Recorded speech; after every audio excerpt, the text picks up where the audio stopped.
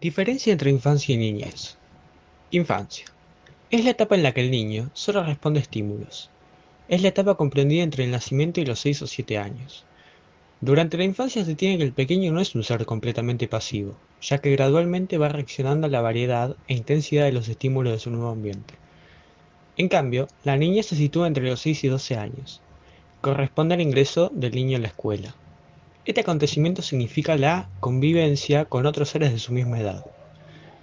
A esta etapa se le conoce también como periodo de latencia, pues se caracteriza por una especie de reposo de los impulsos institucionales para convertirse en un ser totalmente social.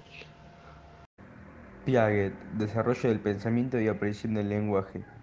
Piaget sostiene que el pensamiento y el lenguaje se desarrollan por separado, ya que la inteligencia empieza a desarrollarse desde el nacimiento, antes de que el niño hable, por lo que el niño va aprendiendo a hablar según su desarrollo cognitivo va alcanzando el nivel necesario para ello.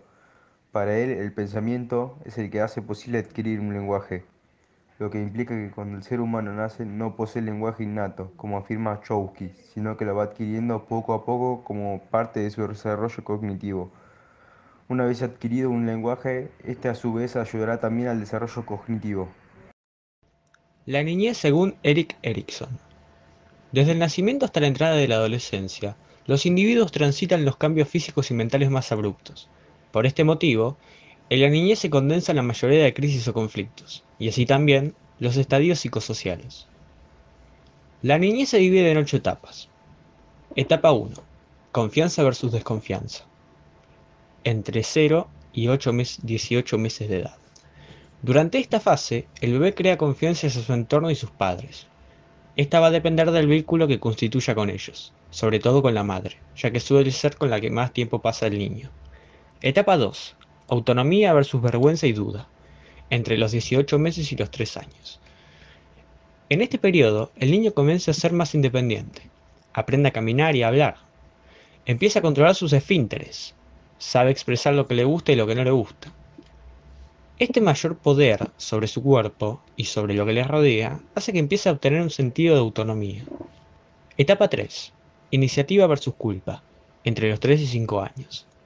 Esta es la etapa en la que crece el interés por todo lo que le rodea y por relacionarse con sus iguales.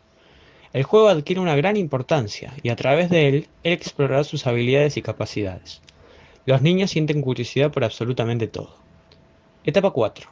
Laboriosidad versus inferioridad. Entre 5 y 13 años. En este periodo aparecen las comparaciones con los demás, el querer hacer infinidad de actividades y planes. Los niños ya son capaces de reconocer sus habilidades y las de sus compañeros, y quieren ponerlas a prueba continuamente. Etapa 5. Exploración de la identidad versus difusión de la identidad. Entre los 3 y 21 años. Durante esta fase, el adolescente se pregunta continuamente una sola cosa. ¿Quién soy? Es el momento en el que comienza a moldear su propia personalidad. Elige a quién quiere parecerse y el rol que quiere desempeñar en la sociedad. Para ello, la vida social adquiere un papel muy importante. Etapa 6. Intimidad versus aislamiento. 21-40 años. El entorno y la vida social empiezan a dejar de ser tan importantes.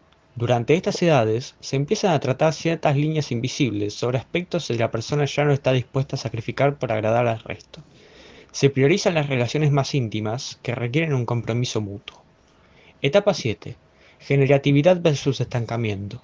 Entre los 40 y los 60 años. En este momento en el que la persona empieza a dedicar más tiempo a su familia, se interesa en ser productivo para poder ofrecer un buen futuro a sus seres queridos. Se busca ser y sentirse útil de esta forma. Pero a su vez, los persigue una eterna pregunta de ¿qué hago aquí? ¿Realmente sirve para algo? Etapa 8. Integridad del yo versus desesperación, a partir de los 60 años. La forma de vivir se altera completamente. El individuo ya no es productivo como antes y no se puede evitar echar la vista al pasado. Esta mirada hacia tiempos anteriores puede evocar nostalgia y desesperación, o, por el contrario, sensación de que se ha merecido la pena lo logrado. Tener una visión u otra nos hará afrontar los cambios físicos de la vejez y los duelos propios de esta etapa de una forma más o menos positiva. Los duelos de la adolescencia según Arminda Abersturi. Estos duelos se dividen en 3 etapas. La negación, mecanismo por el cual el sujeto rechaza la idea de pérdida, muestra incredulidad y siente ira. Es lo que nos lleva a decir, puede ser que haya muerto, lo vi ayer por la calle. Cuando inesperadamente recibimos la noticia de la muerte de un amigo, aunque sepamos que hay muchas maneras de morir en pocas horas. La resignación, en la cual se admite la pérdida y se sobreviene como afecto a la pena, y el desapego, que en esta se renuncia al objeto y se produce la adaptación de la vida sin él. Esta última etapa permite el apego a nuevos objetos. Los duelos son: el duelo por el cuerpo infantil. Consiste en ir aceptando las modificaciones biológicas, ante las cuales el adolescente siente impotencia, ya que no puede hacer nada para frenar estos cambios. Esto se refleja en cierta rebeldía en la esfera del pensamiento. Así siente un fenómeno de despersonificación. Se halla incómodo con su cuerpo, como torpe. Tira y rompe todo. Los movimientos que antes hacía para alcanzar las cosas no dan los mismos resultados, y sus padres le reemplachan constantemente y le dicen que tira todo. ¿Qué te pasa, que antes eras tan cuidadoso? Como consecuencia de dichos reproches, trata de negar la pérdida de su identidad y su cuerpo infantil, para retener los logros que tuvo de chico. Duelo por la identidad y rol infantil. El niño en su infancia acepta su relativa impotencia, necesita de otras personas que cumplan sus funciones yoicas y su yo. Mediante la proyección e introyección configura su identificación. En la adolescencia, en cambio, sufre un fracaso de personificación. No se da cuenta de cómo debe actuar, ya que no es un niño, pero tampoco es un adulto. Es demasiado grande para ser un niño, y por tanto no puede mantener la dependencia infantil aunque quisiera. Este, Esto es debido a la actitud de sus padres, que ahora tienen para con él. Pero tampoco puede asumir la independencia adulta. Sufre una confusión de roles. Recurre al mecanismo de defensa esquizoide de delegar toda responsabilidad y obligaciones en el grupo de pares, quedando así por fuera del proceso de pensamiento.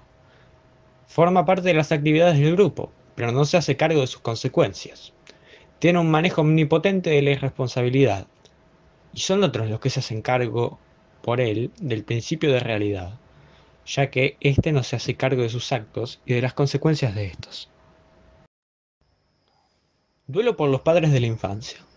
El adolescente empieza a separarse de los padres, lo que marcará el fin de la relación de dependencia que mantenía con ellos. Es más que obvio que sigue dependiendo de ellos, no solo económicamente, sino sentimentalmente, ya que necesitan de la comprensión y la aprobación de estos. Además, tiene la necesidad de una identidad fuera de la familia, aunque inconscientemente también se siente parte de ella. Es una contradicción más de muchas que caracterizan esta etapa. Duelo por la bisexualidad. En esta etapa se configura el pasaje del autoerotismo a la heterosexualidad, pasando por estados de homosexualidad. Esto parece obvio, pero le choca a mucha gente, ya que el adolescente primero se mira a sí mismo y se explora, autoerotismo. Luego debe fijarse en el mismo sexo para compararse, homosexualidad. Lo hace mediante el juego y el toqueteo. Cuando hablamos de homosexualidad, no tenemos que caer en el simplismo de tomarlo en el sentido de genitalidad, aunque podría llegar a darse. No es lo normal. En los hombres se ve en el juego de mano, y en la mujer en ese ir constantemente del brazo con su amiga y en el baile entre ellos, etc. Es bastante coherente que se fije primero en el mismo sexo, y recién ahí tender a buscar una relación con el sexo opuesto. No puede darse un corte tan grande en el pasaje del autoerotismo a la heterosexualidad. Adolescencia temprana, media y tardía. Adolescencia temprana. El adolescente temprano, entre 10 y 13 años, tiende a focalizar en los cambios físicos de su cuerpo y puede tener preocupaciones acerca de su proceso de maduración. Se enfrenta a los cambios propios de la pubertad y se debe adaptar a las presiones sexuales propias de la elevación de sus hormonas sexuales. Refuerza la agresividad y el sentido de autoconservación. Inicia la separación de los padres y se afianza con otras figuras de identidad. Adolescencia media. La adolescencia media, entre los 14 y 16 años, es el periodo de rápido crecimiento cognitivo cuando emergen pensamientos de operaciones formales. Los adolescentes comienzan a entender conceptos abstractos y pueden cuestionar los juicios de los adultos. El individuo entonces se conecta con el mundo egocéntrico del adolescente temprano, al mundo sociocéntrico del adolescente medio y tardío, y comienza a modular su conducta impulsiva. Adolescencia tardía. La adolescencia tardía, entre los 17 y los 20 años, es el periodo en donde se establece la identidad personal con relaciones íntimas y una función en la sociedad. La adolescencia tardía ve la vida de una forma más sociocéntrica, característica de la adultez. El adolescente tardío puede ser altruista, y los conflictos con la familia y la sociedad pueden centrarse en conceptos morales más que en consideraciones egocéntricas. Adolescencia según Erickson. Durante la adolescencia se desarrolla la quinta etapa en la que se plantea la búsqueda de identidad con la difusión de identidad. Suele producirse entre los 13 y los 21 años aproximadamente. El sujeto transita tanto la búsqueda de identidad como diversas crisis marcadas por la resignificación de los conflictos de cada etapa anterior. Adultez temprana.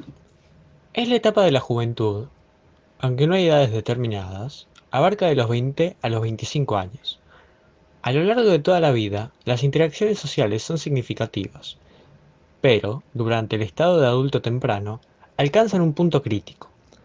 La mayoría de las personas tiene un anhelo profundo de relacionarse íntimamente con una persona del sexo opuesto, y algunas otras con alguien del mismo sexo. Adultez media. El periodo es el de madurez que comprende los años intermedios de los 25 a los 60 aproximadamente. Es por lo general la etapa de mayor productividad en la vida. Las personas se establecen en una profesión, forman una familia y se forjan su reputación favorable en la comunidad.